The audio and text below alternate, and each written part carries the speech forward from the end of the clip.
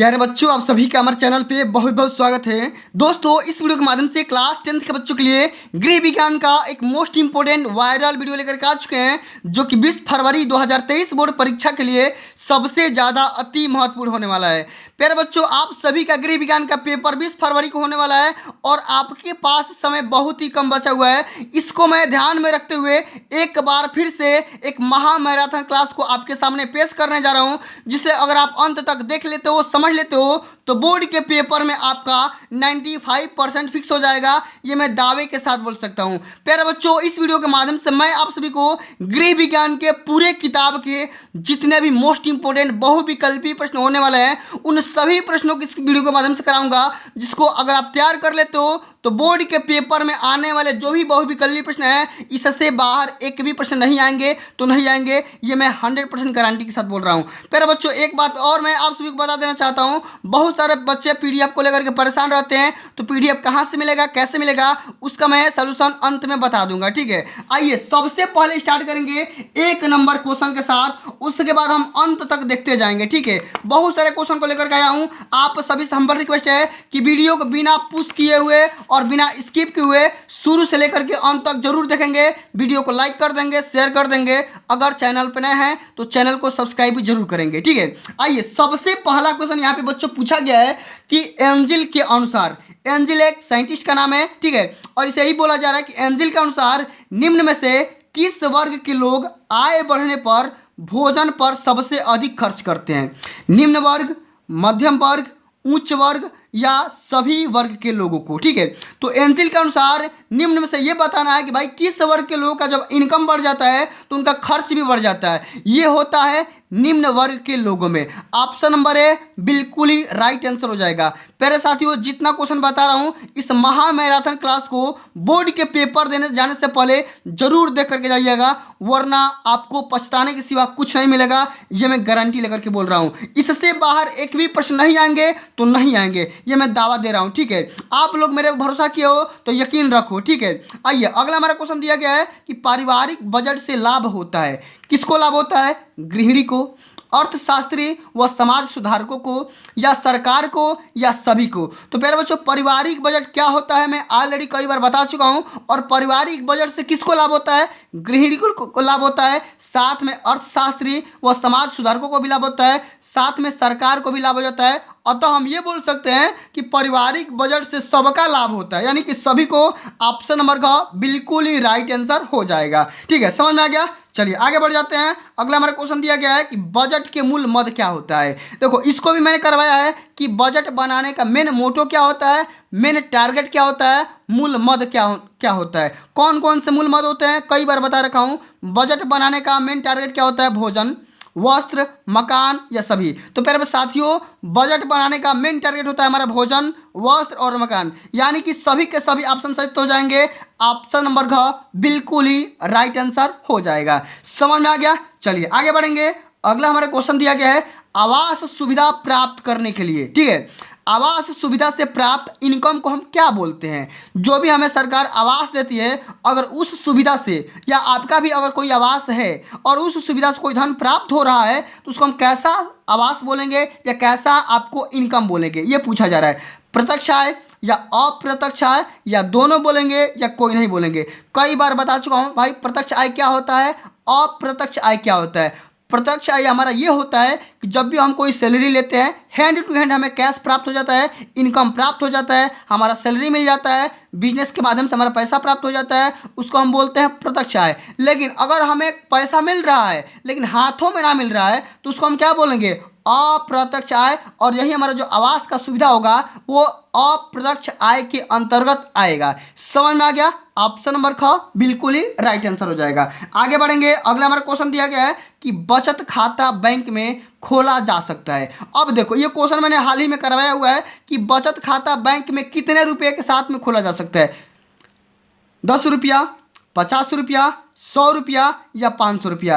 प्यारे साथियों, बचत खाता बैंक को खोलने के लिए आपको कम से कम 500 रुपया देने की आवश्यकता पड़ेगी। लेकिन कभी कभी ऐसा भी बैंक होता है जो 100 रुपया से भी स्टार्ट कर सकते हैं। यहाँ ही नहीं, कई बैंक ऐसे हैं जो जीरो अकाउंट पर ही खोल सकते हैं। लेकिन अगर आपको आएगा तो आप यहाँ पे इस वाले ऑप्शन को क्लिक करिएगा, 500 रुपया वाला। ठीक है, समझ में आ गया। चलिए आगे बात करेंगे कि निम्न में से कौन सा चेक सबसे सुरक्षित चेक माना जाता है। कई बार बताया हूं कि भाई सबसे सुरक्षित चेक यानी कि सेफ चेक किसे बोलते हैं। सेफ चेक वाहक चेक को, क्रॉस चेक को, या दोनों को, या इनमें से कोई नहीं को। सबसे प्यारे बच्चों सुरक्षित चेक माना जाता है क्रॉस चेक को। अब देखो आपको विड्रॉल भर दिया जाता है, कितने रुपया का कितना लाख का भरना होता है, और अंत में कॉर्नर पे ऐसे 2 तिरछी लाइनें खींच दी जाती है, इसी को हम बोलते हैं क्रॉस चेक।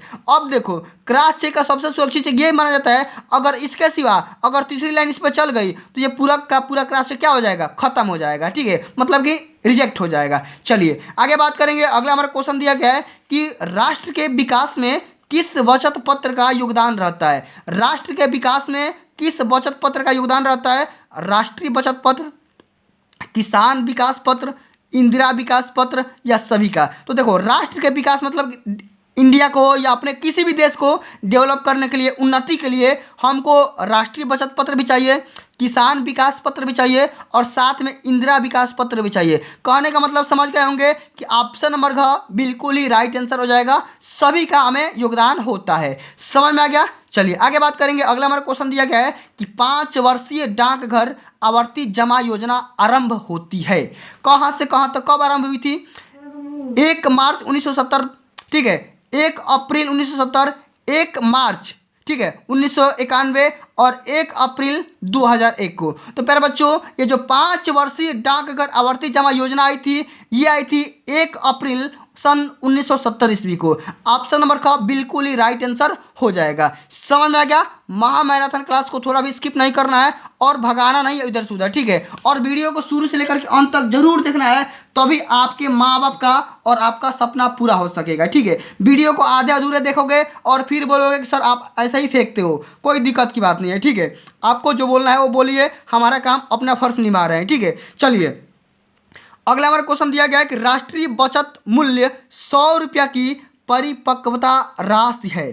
ठीक है, जो भी हमारा राष्ट्रीय बचत पत्र होता है उसका मूल्य यहाँ पे 100 रुपया दिया गया है, और इसकी परिपक्वता राशि कितनी होगी इसके बारे में बताना है। 118.30, 195.60, 174.5052, 169.59। तो यही ऑप्शन नंबर घ बिल्कुल ही राइट आंसर हो जाएगा। ठीक है, जो हमारा राष्ट्रीय बचत पत्र होता है अगर 100 रुपया देंगे तो हमारा क्या हो जाएगा, इतने रुपये में चेंज हो सकता है। समझ में आ गया। चलिए आगे बात करेंगे। अगला हमारा क्वेश्चन दिया गया कि संख्या का निश्चय प्रतिशत निकालने के लिए उसमें प्रदर्शित दर का गुणा करके 100 का क्या करते हैं। देखो ये क्वेश्चन जो है साधारण ब्याज से क्वेश्चन लिया गया है। ठीक है, थोड़ा न्यूमेरिकल है, समझो, समझ जाओ, कोई दिक्कत की बात नहीं है। किसी भी संख्या का निश्चित प्रतिशत निकालने के लिए हम क्या करते हैं, अगर दर दिया गया है तो दर को हम 100 से गुणा करेंगे, तो फिर हम क्या करेंगे 100 से उसका भाग कर देंगे। अगर दर दिया रहेगा तो क्या करेंगे 100 से भाग कर देंगे। ठीक है, वो हमारा क्या हो जाएगा, आराम से निकल करके आ जाएगा।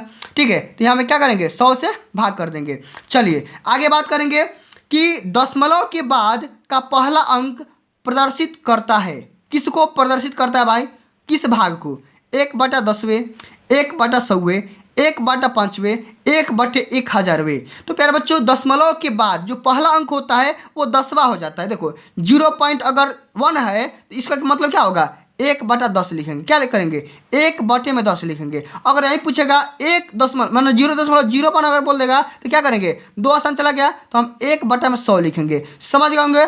इसी तरीके से 0.001 रहेगा तो क्या करेंगे 1/1000 कर देंगे। अब इसको भाग करोगे तो ये वाला रिजल्ट रहेगा, ये इसको भाग करोगे तो ये वाला रिजल्ट आ जाएगा। समझ में आ गया। कहने का मतलब क्या हो गया कि दशमलव के बाद का जो पहला अक्षर होता है, पहला जो अंक होता है वो क्या करता है 1/10वें का भाग को प्रदर्शित करता है। समझ में आ गया। चलिए आगे बात करेंगे कि 1 मिलीग्राम का मान कितना होता है। 1 मिलीग्राम मतलब कि 1 मिलीग्राम में कितना सेंटीग्राम होता है, कि डेसीग्राम होता है, कि ग्राम होता है, कि सभी सही होता है। तो प्यारे बच्चों देखो आपको मैं यहाँ पे एक पैमाना बता दे रहा हूँ, आपको याद रखना है। एक बार सुन लो, आवाज़ को रिकॉर्ड कर लो। Kilo, hecto, decametre, deci, centi, millimetre. क्या बोले kilo, hecto, decametre, deci, centi, millimetre. अब ऊपर से नीचे आओगे तो गुणा होगा, और नीचे से ऊपर जाओगे, जितने खाने ऊपर जाओगे उतना 10 भाग होता चला जाएगा। ठीक है, अब 1 मिली में क्या होगा 1/10 सेंटीमीटर होता है। अब 1 मिली में 1/100 क्या होता है डेसीग्राम होता है, ये भी सही बात है। और 1 मिलीग्राम में क्या होता है 1/10 भी ग्राम होता है। यानी कि सभी ऑप्शन सही हो जाएंगे। ऑप्शन नंबर का हमारा बिल्कुल ही राइट आंसर हो जाएगा। समझ में आ गया। चलिए आगे बात करेंगे कि पीतल के बर्तनों की सफाई के लिए उपयुक्त है, मतलब पीतल का अगर बर्तन रहेगा तो हम उसमें क्या करेंगे, कैसे सफाई करेंगे, साबुन से, नमक से, नींबू से या मिट्टी से। तो पीतल के बर्तनों की सफाई के लिए हम नींबू का इस्तेमाल करते हैं। ऑप्शन नंबर का बिल्कुल ही राइट आंसर हो जाएगा। इसको ध्यान में रखना है, ये बोर्ड के पेपर में कई बार पूछा जा चुका है। ठीक है, चलिए आगे बात करते हैं। अगला हमारा क्वेश्चन दिया गया है कि साफ सुथरे घर में व्यक्ति रहता है। ठीक है, अगर आपका घर साफ सुथरा रहेगा, उसमें जो रहने वाले व्यक्ति होंगे वो क्या रहेंगे, बीमार रहेंगे कि दुखी रहेंगे कि स्वस्थ रहेंगे कि अप्रसन्न रहेंगे। तो साफ सुथरा जब घर रहेगा, आपका मन भी साफ सुथरा होगा और आपकी तबीयत भी ठीक रहेगी, यानी कि आप क्या रहेंगे, आप स्वस्थ रहेंगे। ऑप्शन नंबर का बिल्कुल ही राइट आंसर हो जाएगा। ठीक है, चलिए अब अगला हमारा क्वेश्चन दिया गया है कि रसोई घर की सफाई की जानी चाहिए। कब की जानी चाहिए भाई, सप्ताह में, प्रतिदिन, वर्ष में या माह में। जो भी हमारा किचन होता है, रसोई घर को क्या बोलते हैं, किचन। किचन की सफाई कब कब करनी चाहिए, एक सप्ताह में करना चाहिए कि महीने करना चाहिए कि रोज रोज करना चाहिए कि वर्ष में करना चाहिए। तो हम रसोई घर की सफाई हम डेली करना चाहिए, यानी कि प्रतिदिन। ऑप्शन नंबर का बिल्कुल ही राइट आंसर हो जाएगा। अगला हमारा क्वेश्चन दिया गया है कि घर के कूड़े को डालना चाहिए कहाँ पे, दरवाजे पर, आंगन में, कूड़ेदान में या कहीं भी। तो कोई बताओ घर के कूड़े को कहाँ डालता है, आप लोग भी कहाँ डालती हो, आप लोग डालती हो कहाँ, कूड़ेदान में। ऑप्शन नंबर का बिल्कुल ही राइट आंसर हो जाएगा, डस्टबिन में कूड़ा डालते हैं। ठीक है, चलिए अब आगे बात करेंगे। अगला हमारा क्वेश्चन दिया गया है 17 नंबर कि शौचालय की सफाई करने के बाद क्या डालना चाहिए। कई बार बता चुका हूँ, जब शौचालय की सफाई होती है उसके बाद क्या डाला जाता है, राख नहीं डाला जाता भाई, चूना भी नहीं डालते हैं और डीडीटी भी नहीं डालते हैं। क्या डालते हैं, तो हम डालते हैं फिनाइल। क्या डालते हैं, फिनाइल डालते हैं। शौचालय की सफाई करने के बाद में हम क्या डालते हैं, फिनाइल का जो डिब्बी आता है उसी का केमिकल डाला जाता है। ठीक है, ताकि आराम से वो साफ हो सके। ठीक है, चलिए आगे बात करेंगे। अगला हमारा क्वेश्चन दिया गया है कि छोटे कमरे की पुताई करवानी चाहिए। जो भी हमारा छोटा कमरा होगा उसकी पुताई कैसे करवानी चाहिए, गहरे रंग के माध्यम से या हल्के रंग के माध्यम से या लाल रंग के माध्यम से या पीले रंग से। तो जो छोटा हमारा कमरा होगा उसको हम क्या करेंगे, हल्के कलर से रंगवाएंगे, यानी कि रंगाई करवाएंगे, पुताई करवाएंगे। ऑप्शन नंबर का बिल्कुल ही करेक्ट आंसर होगा, इसमें कोई संदेह की बात नहीं है। और जितना क्वेश्चन बता रहा हूँ सभी क्वेश्चन को तैयार कर लो, इसी में से क्वेश्चन फंसेंगे, बाहर से नहीं आएंगे। ठीक है, चलो अगला हमारा क्वेश्चन दिया गया है कि भोजन कक्ष की देसी शैली में खाते समय खाना रखने के लिए होना चाहिए। अब देखो भोजन कक्ष की देसी शैली में, मतलब देसी शैली कहने का मतलब क्या हो, जो भी हम गांव वगैरह में ऐसा इस्तेमाल करते हैं ना, उसी को बोला जा रहा है कि भोजन कक्ष की देसी शैली में खाना खाते समय हम खाना कहाँ रखते हैं, कुर्सी पर, मेज पर या छोटी चौकी पर या पाटा पर। हम क्या करते हैं भाई, एक छोटी सी चौकी होती है, अब हम भी उसी चौकी पर बैठ जाते हैं, भैया जी दीदिया जी बैठ जाती हैं, आराम से दबा दबा कर खाती है। ठीक है, ऑप्शन नंबर का बिल्कुल ही राइट आंसर हो जाएगा। ठीक है, इसको ध्यान में रखना है। चलिए आगे बात करेंगे। अगला हमारा क्वेश्चन दिया गया है कि अनुरूपता उत्पन्न की जा सकती है। ठीक है, अनुरूपता, अनुरूपता मतलब ये होता है कि सेम टू सेम। अगर आप इंसान हो तो आप इंसान को पैदा करोगे, जानवर है तो वो जानवर को पैदा करेगा। तो किसके माध्यम से ये बात हो पाती है, संभव हो पाती है, किसके माध्यम से, रेखाओं के द्वारा, रंगों के द्वारा, आकार के द्वारा या जीनों के द्वारा। तो प्यारे बच्चों जो अनुरूपता होती है ये जीनों के द्वारा होती है। ऑप्शन नंबर का बिल्कुल ही राइट आंसर हो जाएगा। कहने का मतलब ये होता है जो भी हमारे शुक्राणु होते हैं, ठीक है, वो क्या करते हैं, सेम कैटेगरी के आपके, ठीक है, आपके कैटेगरी में जाएंगे तो क्या करेंगे भाई, एक मतलब कि क्या करेंगे, निषेचन की क्रिया होगी, और जब निषेचन की क्रिया होगी तो वहाँ क्या हो जाएगा, बीज हमारा फर्टिलाइज होगा और वहाँ से बच्चे या जो भी हमारे जानवर के जंतु हो गए वो पैदा हो जाएंगे। समझ में आ गया, उसी को हम बोलते हैं अनुरूपता। ठीक है, चलिए आगे बात करेंगे। अगला हमारा क्वेश्चन दिया गया है कि पुष्प सज्जा, क्या लिखा गया है, पुष्प सज्जा की आधुनिक शैली किसका मिश्रण है, परंपरागत, पूर्व देशी या दोनों या इनमें से कोई नहीं। तो पुष्प सज्जा की आधुनिक जो शैली होती है वो परंपरागत भी हो सकती है और साथ में पूर्व देशी भी हो सकती है, यानी कि ऑप्शन नंबर का बिल्कुल ही राइट आंसर हो जाएगा। ठीक है, दोनों का।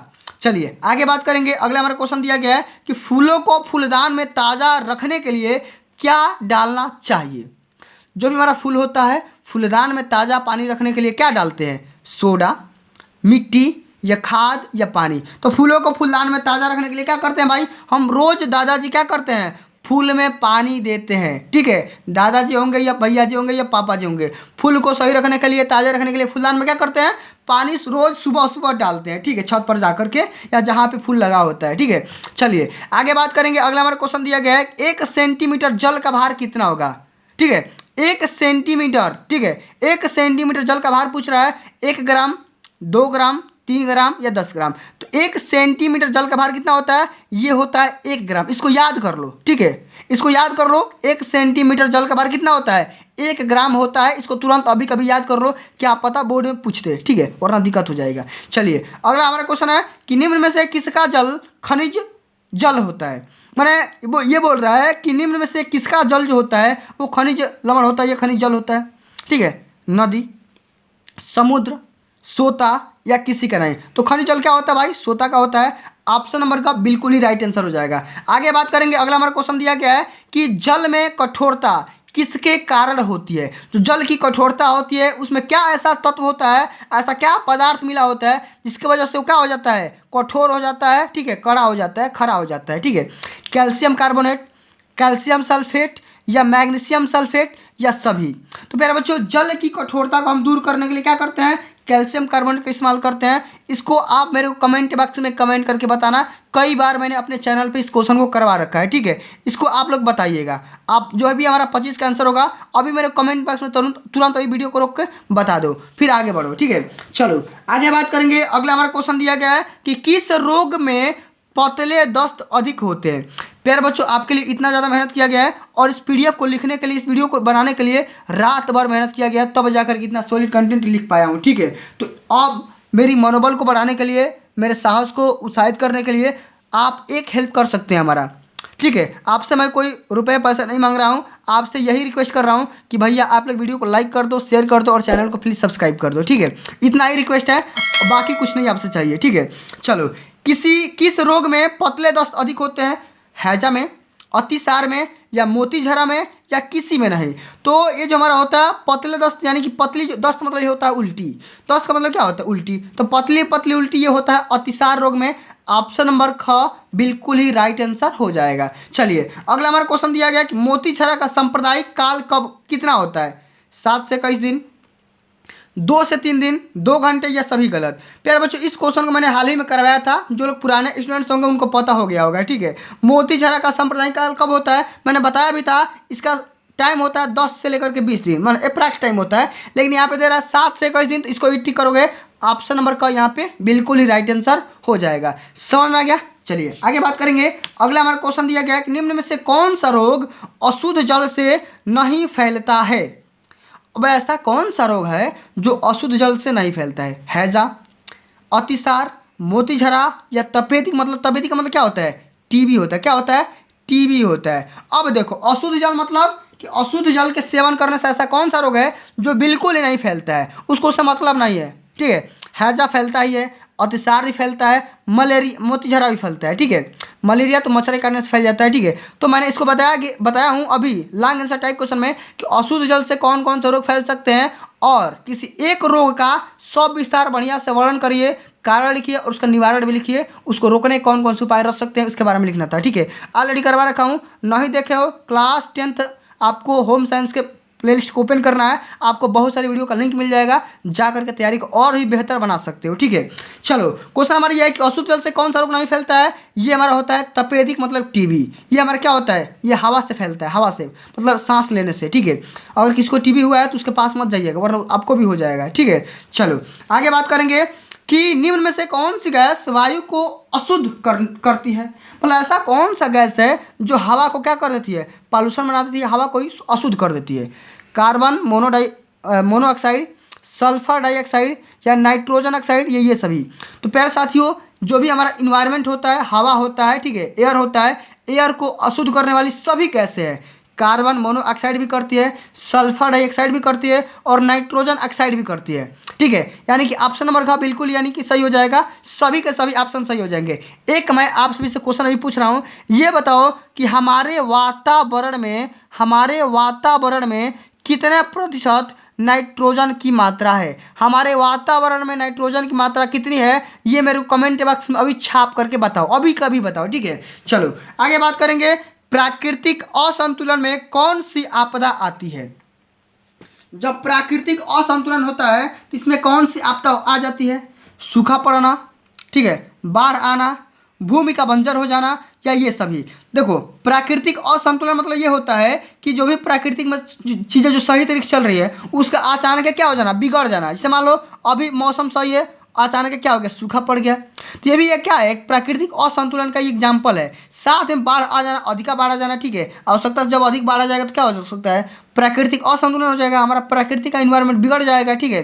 साथ में भूमि का बंजर हो जाना, जब भूमि बंजर हो जाएगी तो खेती नहीं कर पाएंगे, और जब खेती नहीं कर पाएंगे तो हम भी क्या हो जाएंगे, इफेक्टेड हो जाएंगे, यानी कि प्राकृतिक असंतुलित हो जाएगा, ठीक है। अब देखो कहने का मतलब क्या आ गया, प्राकृतिक असंतुलन के एग्जाम्पल ये भी हो जाएंगे, सूखा पड़ना, बाढ़ आना और भूमि का बंजर हो जाना, यानी कि ऑप्शन नंबर का बिल्कुल ही राइट आंसर होगा सभी। समझ में आ गया? चलिए आगे बात करेंगे कि अम्लीय वर्षा किन गैसों के कारण होती है। ये क्वेश्चन मैंने ऑलरेडी कई बार बताया हुआ है और ये बोर्ड के पेपर के लिए very very most important question है, इसको जरूर तैयार करके जाना। अम्लीय वर्षा किन गैसों के कारण होती है? सल्फर डाइऑक्साइड, नाइट्रोजन ऑक्साइड या कार्बन डाइऑक्साइड या दोनों?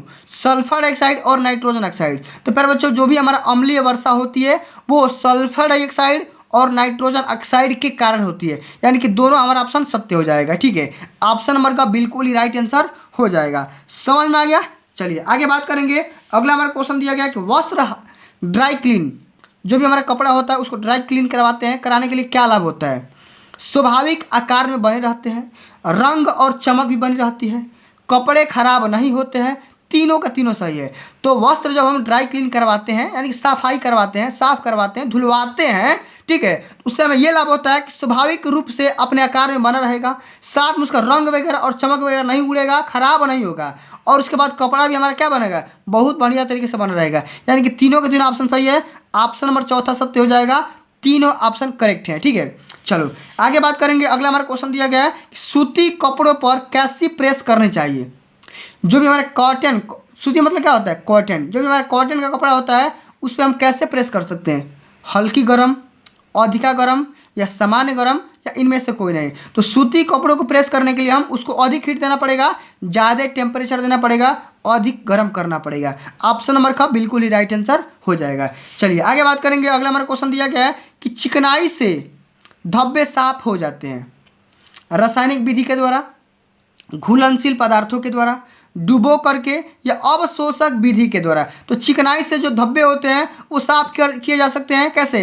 अवशोषक विधि के द्वारा। जो भी हमारा केमिकल होता है उसको क्या कर लेता है, धब्बा को अवशोषित कर लेता है, निकाल लेता है, ठीक है। ऑप्शन नंबर का बिल्कुल ही राइट आंसर हो जाएगा। चलिए प्यारे साथियों, अब हम आगे बात करेंगे। अगला हमारा क्वेश्चन दिया गया है कि रसोई घर निकट होना चाहिए, ठीक है। रसोई घर किसके निकट होना चाहिए, ठीक है। जितना क्वेश्चन बता रहा हूँ सभी को तैयार करना है। ये महामैराथन क्लास को एक बार प्यार से शेयर कर दो अपने दोस्तों में, ठीक है। खुद भी देखो और शेयर भी करो, ठीक है। चलो, रसोई घर निकट होना चाहिए शयन कक्ष के, बैठक के या भोजन कक्ष के, या इनमें से कोई नहीं। तो जो भी हमारा किचन होता है ये कहाँ होना चाहिए, मैंने किस रूम के नज़दीक होना चाहिए ये पूछा जा रहा है। शयन कक्ष से मतलब नहीं है, बैठक से मतलब नहीं है, लेकिन जो हमारा रसोई घर होना चाहिए वो भोजन कक्ष के एकदम बिल्कुल ही नज़दीक होना चाहिए। ऑप्शन नंबर का बिल्कुल ही राइट आंसर हो जाएगा। समझ में आ गया? चलिए आगे बात करेंगे। अगला हमारा क्वेश्चन दिया गया है कि रसोई घर की देसी शैली में भोजन बनाया जाता है। रसोई घर की देसी शैली में भोजन कैसा बनाया जाता है? खड़े होकर के, जमीन पर बैठ करके, या कुर्सी पर बैठ करके, या लकड़ी के पाटे पर बैठ करके। पाटे मतलब क्या होता है, देखो हमारे एरिया में इसको पाटे को हम पीढ़ा बोलते हैं। क्या बोलते हैं? पीढ़ा बोलते हैं। हमारी जो भी मम्मी या दीदियाँ होती है इसी पीढ़े पर बैठ करके अपना क्या करती है, आराम से खाना दिन भर या सुबह शाम बनाती रहती है, ठीक है। जो भी बनाना होता है, ठीक है। तो रसोई घर की देसी शैली में भोजन कैसे बनाया जाता है? तो लकड़ी के पाटे पर बैठ करके। ऑप्शन नंबर का बिल्कुल ही राइट आंसर हो जाएगा, ठीक है। चलिए आगे बात करेंगे। अगला हमारा क्वेश्चन दिया गया है कि विदेशी शैली के रसोई घर में गैस का सिलेंडर कहाँ रखा जाता है? चूल्हे के स्थान के नीचे ज़मीन पर, सिंक के पास, चूल्हे के बगल में, या कहीं भी। तो प्यारे साथियों, जो विदेशी शैली होती है, माने विदेशी शैली का मतलब क्या होता है, विदेश में, out of India, out of country, ठीक है। तो विदेशी शैली में जो भी हमारा किचन होता है, उस किचन में जो भी हमारा गैस का सिलेंडर होता है वो चूल्हे के स्थान पर रखा जाता है और साथ में ज़मीन के नीचे, ज़मीन पर रख दिया जाता है, ठीक है। ज़मीन के नीचे, सॉरी, ज़मीन पर रख दिया जाता है। ऑप्शन नंबर का बिल्कुल ही राइट आंसर हो जाएगा, ठीक है। चलो, अब अगला हमारा क्वेश्चन दिया गया है कि टोस्टर में ब्रेड के स्लाइस पकड़कर सेकने चाहिए। कैसे सेकने चाहिए? जो भी हमारा टोस्टर होता है, ठीक है, टोस्टर वगैरह होता है, टोस्टर में ब्रेड के स्लाइस पकड़ करके सेकने चाहिए। कैसे? लोहे के चिमटे से, चाकू के द्वारा, या लकड़ी के चिमटे से, या प्लास्टिक के चिमटे से। तो देखो, टोस्टर में ब्रेड के स्लाइस पकड़ करके हम कैसे सेक सकते हैं? तो हम क्या करेंगे भाई, लोहा के चिमटे से पकड़ कर आराम से सेक सकते हैं। ऑप्शन नंबर क बिल्कुल ही राइट आंसर हो जाएगा, ठीक है। चलो आगे बात करेंगे। अगला हमारा क्वेश्चन दिया गया है कि धीमी आंच पर पकाने के लिए ताप की आवश्यकता होती है। मतलब अगर जब धीमी आंच पर कोई भी खाना बना रहे हैं तो कितने डिग्री सेंटीग्रेड की आवश्यकता होती है, इसके बारे में हमें लिखना है। समझ आ गया? 82 degree centigrade, 50 degree centigrade, 100 degree centigrade, या 120 डिग्री सेंटीग्रेड। तो प्यारे साथियों, धीमी आंच पर जब हम खाना बनाते हैं तो उसका टेम्परेचर कम से कम आप सभी को 82 डिग्री सेंटीग्रेड होना चाहिए। समझ में आ गया? ऑप्शन नंबर का बिल्कुल ही राइट आंसर हो जाएगा, ठीक है। चलिए आगे बढ़ेंगे। अगला हमारा क्वेश्चन दिया गया है कि निम्न में से कौन सा विटामिन जल में घुलनशील होता है। मैंने ऐसा कौन सा विटामिन है जो हम जल में घुलनशील होता है, ठीक है। Vitamin C, vitamin A, vitamin D और विटामिन के, ठीक है। तो जल में देखो, आपसे अगर कभी भी पूछेगा कि जल में घुलनशील विटामिन कौन सी है, तो आपको टिक करना है विटामिन सी, ठीक है। अगर पूछेगा जल में घुलनशील विटामिन कौन है, तो आपको हमेशा टिक करना है विटामिन सी। एक बात मेरे को अभी कमेंट करके बताओ कि अगर पूछेगा कि वसा में घुलनशील विटामिन कौन सी है, तो इसका क्या जवाब दोगे, ठीक है। अगर पूछ देगा कि भाई वसा में घुलनशील विटामिन कौन सी है, तो क्या बताओगे, इसको मेरे को कमेंट बॉक्स में छाप करके बताओ, ठीक है। चलो आगे बात करेंगे। अगला हमारा क्वेश्चन दिया गया है कि लोहे की कढ़ाई में भोजन पकाने से किस तत्व की मात्रा बढ़ जाती है। देखो, जब हम लोहे की कढ़ाई में अगर हम भोजन बनाएंगे तो किस तत्व की मात्रा बढ़ जाएगी, तांबे की, जस्ता की, या लोहे की, या सभी की। तो प्यारे साथियों, लोहे की कढ़ाई में खाना बनाने के लिए हम क्या करते हैं, जो भी हम भोजन पकाते हैं तो लोहे की मात्रा में क्या हो जाती है, ज़्यादा बढ़ जाती है। समझ में आ गया? ऑप्शन नंबर का बिल्कुल ही राइट आंसर हो जाएगा, ठीक है। आइए अब हम नेक्स्ट क्वेश्चन देखते हैं। अगला हमारा क्वेश्चन पूछा जा रहा है कि पानी में घुलनशील लवण कौन सा है, फास्फोरस, सोडियम और पोटेशियम, या कैल्शियम, या सभी। तो अगर पूछेगा कि पानी में, पानी मतलब जल, H2O, तो जब H2O में पूछा कि कौन सा ऐसा लवण है जो घुल सकता है, फास्फोरस भी घुल सकता है, सोडियम भी घुल सकता है, पोटेशियम भी घुल सकता है, साथ में आपका कैल्शियम भी घुल सकता है, ठीक है। तो सभी ऑप्शन यहाँ पे क्या हो जाएंगे, करेक्ट हो जाएंगे। ऑप्शन नंबर का बिल्कुल ही राइट आंसर हो जाएगा। समझ में आ गया? चलिए अगला हमारा क्वेश्चन दिया गया है कि क्षय रोग के रोगी के भोजन में किसकी मात्रा अधिक होनी चाहिए, प्रोटीन की, वसा की, कार्बोज की, या विटामिन की। तो क्षय रोग, ठीक है, क्षय रोग के रोगी के भोजन में हमें प्रोटीन उसको ज़्यादा देना चाहिए। ऑप्शन नंबर का बिल्कुल ही राइट आंसर हो जाएगा, ठीक है। चलिए आगे बात करेंगे। अगला हमारा क्वेश्चन यहाँ पे पूछा गया है कि तीव्र ज्वर का होना लक्षण है। अगर किसी व्यक्ति को अगर तेज बुखार हो गया है तो उसका लक्षण क्या हो, निमोनिया का, इन्फ्लुएंजा का, या खतरा व चेचक का, ठीक है, खतरा व चेचक का, या सभी का। तो अगर आपको या किसी व्यक्ति को अगर जब भी अगर तेज बुखार होगा तो इसमें से निमोनिया का भी खतरा हो सकता है, इन्फ्लुएंजा का भी हो सकता है, और साथ में चेचक का भी हो सकता है, ठीक है। यानी कि ऑप्शन नंबर डी बिल्कुल ही राइट आंसर हो जाएगा, ठीक है। चलिए आगे बात करेंगे। अगला हमारा क्वेश्चन दिया गया है कि सामान्य रोगी को शरीर भार के अनुसार प्रति किलोग्राम ऊर्जा की आवश्यकता कितनी होती है। माने अगर कोई इंसान सामान्य रोगी है, ठीक है, शरीर के हिसाब से उसका कितना वजन होना चाहिए, कितना वो खाना खा सकता है, ठीक है, 20 कैलोरी, 50 कैलोरी, 80 कैलोरी, या 100 कैलोरी, ठीक है, माने 1000 कैलोरी। तो साथियों, अगर कोई भी रोगी है सामान्य शरीर के हिसाब से आप सभी को 1000 कैलोरी की आवश्यकता होती है। सामान्यतः यहाँ पे देखो, मैं गूगल किया था तो 2000 से लेकर के 3000 उसको दे रहा था, ठीक है। एक बार आप लोग इसको देख लीजिएगा और मेरे को कमेंट बॉक्स में कमेंट भी कर दीजिएगा जो भी इसका एग्जैक्ट आंसर होगा। समझ आ गया? चलिए आगे बात करेंगे। अगला हमारा क्वेश्चन दिया गया है कि अस्थियों के निर्माण में मुख्य रूप से भाग लेते हैं। जब ये अस्थि मतलब क्या होता है, हड्डी, बोन्स, जो भी हमारी बोन्स होती है, हड्डियाँ होती है, अस्थियाँ होती है, उसके निर्माण में सबसे मैंने मेन मेजर किसका रोल होता है? कैल्शियम फास्फेट का, मैग्नीशियम फास्फेट का, या आयरन फास्फेट का, या जिंक फास्फेट का। तो प्यारे साथियों इसका राइट आंसर हो जाएगा कैल्शियम फास्फेट का। चूँकि हमारा अस्थि जो होता है, हमारा हड्डी जो होता है, हमारी जो बोन्स होती है वो बना होता है कैल्शियम का, ठीक है। तो कैल्शियम का जो बना होता है वो क्या करता है? अस्थियों का निर्माण करता है और उसी का मेन पार्ट होता है। समझ में आ गया? चलिए आगे बात करेंगे। अगला हमारा क्वेश्चन दिया गया है कि जोड़ उतरने पर कौन सा लक्षण दिखाई देता है? भयंकर पीड़ा होता है, अंग कार्य करना बंद कर देता है, सूजन आ जाती है, और सभी ऑप्शन सही हो सकते हैं। देखो जोड़ उतरने, अब इसका मतलब क्या होता है? जोड़ उतरने मतलब हड्डी को फ्रैक्चर हो जाना है, ठीक है, टूट जाना या मोच आ जाना है। तो जब किसी भी इंसान को किसी भी पार्ट्स में अगर मोच आ जा रहा है या जोड़ उतर जा रहा है या मतलब कि टूट जा रहा है हड्डी, तो उसमें क्या हो सकता है? सबसे पहले तो खतरनाक दर्द होगा, असहनीय, ठीक है, मतलब कि भयंकर दर्द होगा, भयंकर पीड़ा होगा, साथ में अंग कार्य करना बंद कर देगा, जो स्थान जो या जो भी पार्ट्स हमारा इंजरी होगा, ठीक, घायल होगा, और साथ में वहाँ पे सूजन भी आ सकती है। कहने का मतलब ये है कि ऑप्शन नंबर डी बिल्कुल ही राइट आंसर हो जाएगा, ठीक है। चलिए अगला हमारा क्वेश्चन दिया गया है कि कूल्हे की अस्थिभंग किस अवस्था में होती है? कूल्हे की अस्थिभंग किस अवस्था में होती है?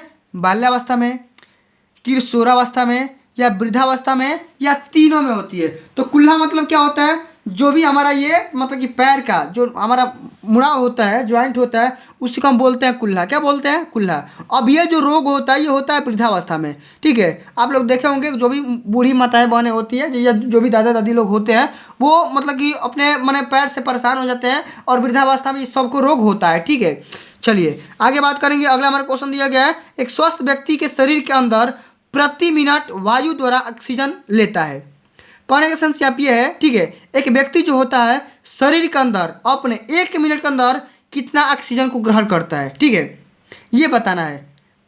250 मिलीलीटर, 500 मिलीलीटर, या 2300 मिलीलीटर, या 5000 मिलीलीटर। तो प्यारे साथियों इस क्वेश्चन का मैं आंसर बिल्कुल ही नहीं बताऊंगा, आपको सर्च करना है, ठीक है। आपसे मैंने 2 क्वेश्चन पूछा हुआ है, ठीक है, एक पूछा हूँ क्या आपको पता है, ठीक है। तो एक स्वस्थ व्यक्ति के शरीर के लिए अंदर, ठीक है, जो भी हमारे सांस लेने की जो क्षमता होती है वो कितना सांस ले सकता है इसके बारे में बताना है, ठीक है। अब अगला हमारा क्वेश्चन पूछा गया है कि निश्वसन की वायु में ऑक्सीजन की मात्रा कितनी होती है?